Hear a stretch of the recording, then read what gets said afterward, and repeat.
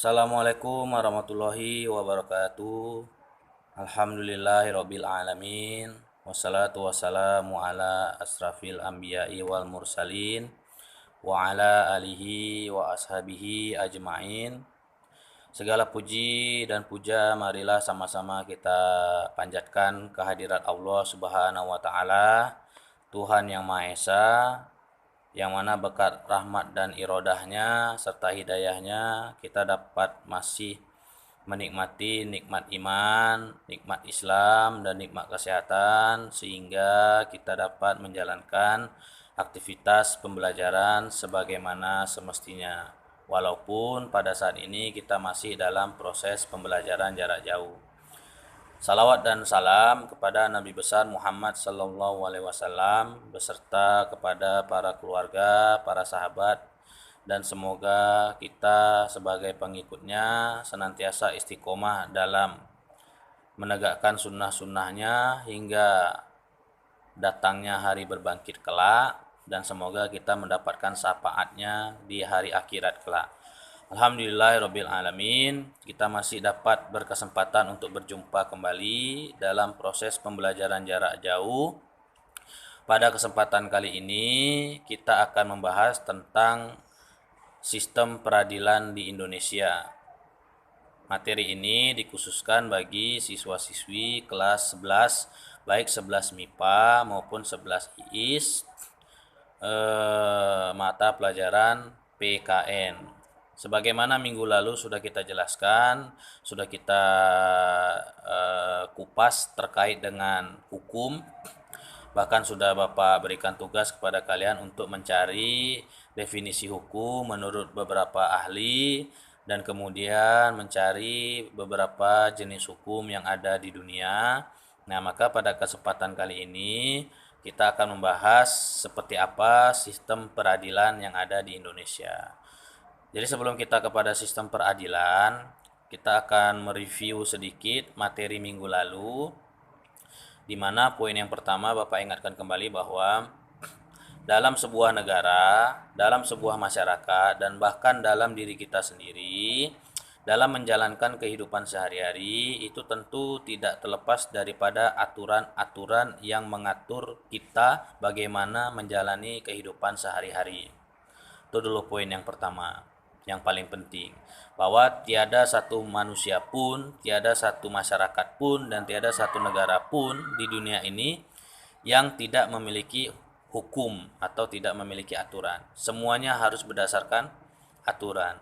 Kenapa aturan itu harus dibuat? Sebagaimana materi yang lalu sudah kita sampaikan, tujuan daripada hukum adalah untuk menegakkan kebenaran dan menegakkan keadilan. Oke. Jadi tujuan daripada hukum itu dibuat bukan untuk menghukum orang sebenarnya. Menghukum orang itu adalah langkah terakhir dari sebuah sistem hukum. Jadi yang diharapkan dari adanya sebuah hukum adalah terciptanya masyarakat yang hidup bisa serasi, selaras, dan seimbang, sehingga kebenaran dan keadilan di dalam masyarakat tersebut akan tercipta. Itulah inti daripada hukum. Jadi hukum itu dibuat bukan untuk menghukum sebenarnya, tapi hukum itu dibuat untuk bagaimana masyarakat tersebut bisa hidup sebagaimana mestinya manusia hidup. Manusia diberikan oleh Allah akal dan pikiran untuk membedakan mana yang baik, mana yang buruk. Nah, maka hukum itulah yang menguatkan bahwa mengingatkan kepada kita ini adalah makhluk yang diberikan akal dan pikiran oleh Allah Subhanahu wa taala, sehingga kita harus bisa memilih mana yang baik, mana yang benar, mana yang batil, mana yang hak. Nah, itu definisi hukum secara sederhana. Dan perlu kita ingat juga bahwa Indonesia sendiri dalam konstitusinya, yakni Undang-Undang Dasar 1945, tepatnya pada pasal 1 ayat 3, itu disebutkan bahwa Indonesia adalah negara hukum. Jadi Indonesia sendiri merupakan negara yang berdasarkan kepada hukum. Maka Bapak katakan minggu lalu, ketika ada seseorang yang melanggar hukum, masyarakat tidak boleh main hakim sendiri.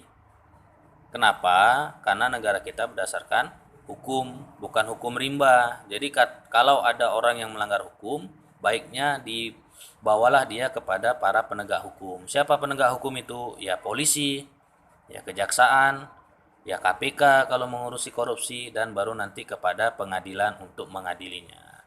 Jadi review tentang materi hukum kita yang lalu, minggu lalu, itu saja.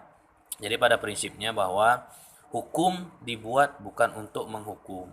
Hukum dibuat untuk mengatur masyarakat dalam berkehidupan sehingga kebenaran dan keadilan akan dapat tercipta di dalam sebuah masyarakat tersebut. Dan Rasulullah Shallallahu Alaihi Wasallam bisa kita sebutkan sebagai ahli hukum terbaik sepanjang sejarah.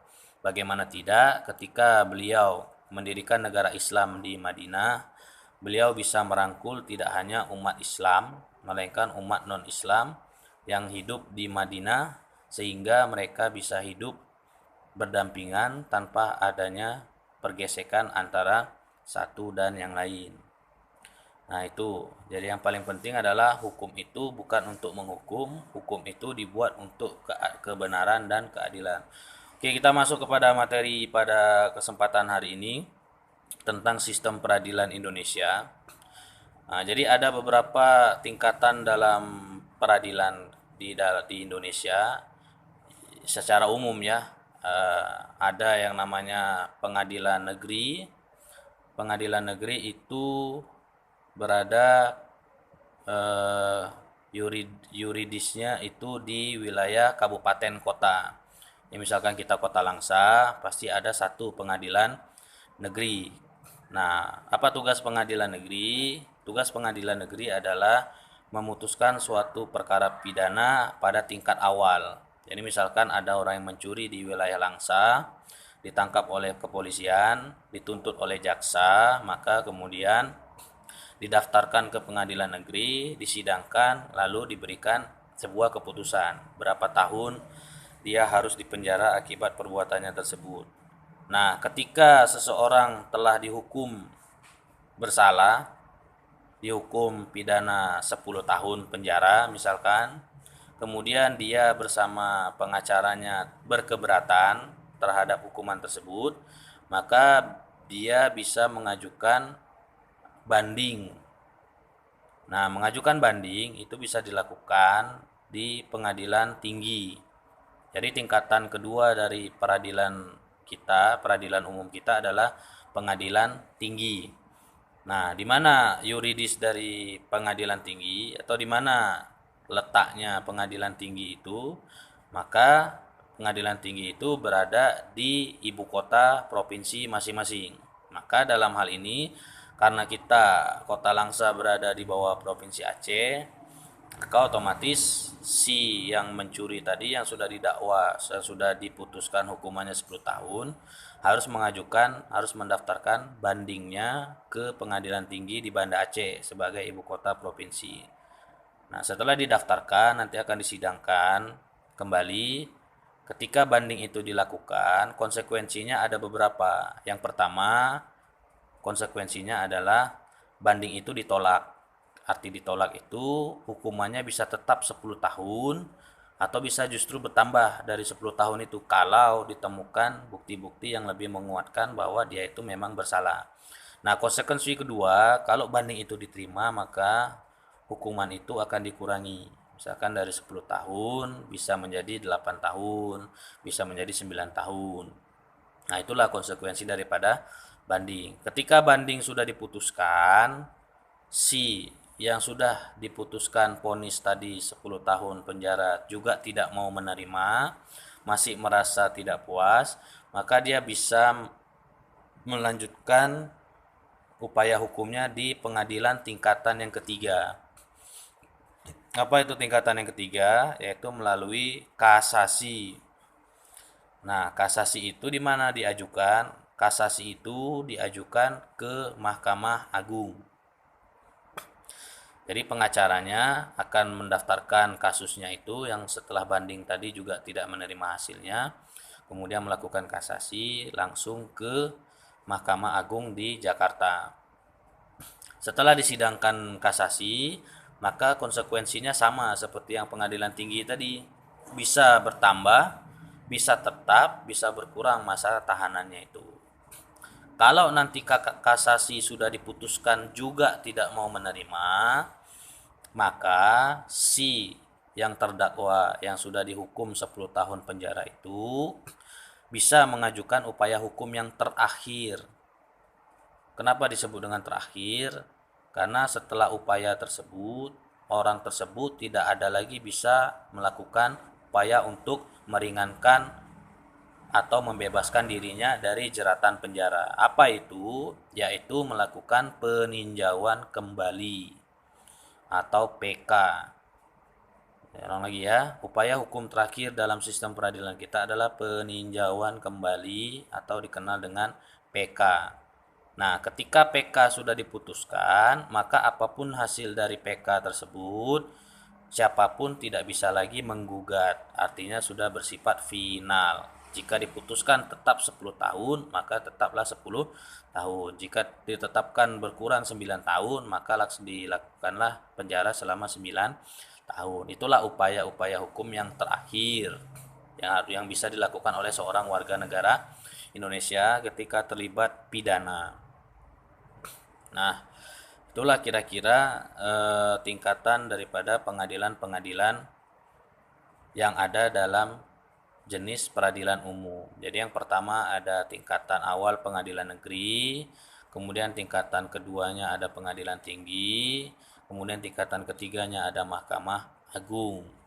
Nah, untuk upaya paling terakhir daripada sebuah hukum itu disebut dengan peninjauan kembali setelah dilakukannya kasasi. Jadi itu saja materi pada kali ini, masih kita permasalah kepada sistem peradilan umum, sistem peradilan Indonesia khususnya peradilan umum dan hukum pidana. Untuk kalian sebagai tugas tambahan dalam sistem peradilan Indonesia itu banyak jenis-jenis peradilan. Yang Bapak tadi sampaikan adalah jenis peradilan umum. Sementara di Indonesia itu masih banyak lagi peradilan-peradilan yang lain. Sebagai contoh misalkan ada yang namanya peradilan militer, itu khusus bagi tentara dan polisi. Kemudian ada yang namanya pengadilan agama. Kalau di Aceh namanya Mahkamah Syariah.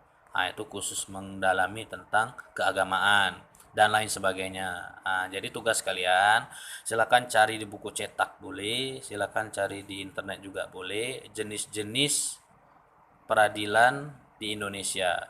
Jadi peradilan umum tidak usah lagi dibuat, tinggal kalian cari tingkatan dalam peradilan militer seperti apa, tingkatan dalam peradilan agama seperti apa, tingkatan dalam peradilan yang lain seperti apa. Tulis saja seperti paragraf, poin-poin saja, tidak usah pakai bagan. Tapi bagi yang mau menggambar seperti bagan, ketika kalian lihat di internet mungkin dalam bentuk bagan, silakan. Nanti tugasnya silakan difotokan, kalian pegang tugasnya, difotokan, cukup sekali saja boleh atau 2 kali, kirimkan ke nomor WA saya yang sudah kalian tahu.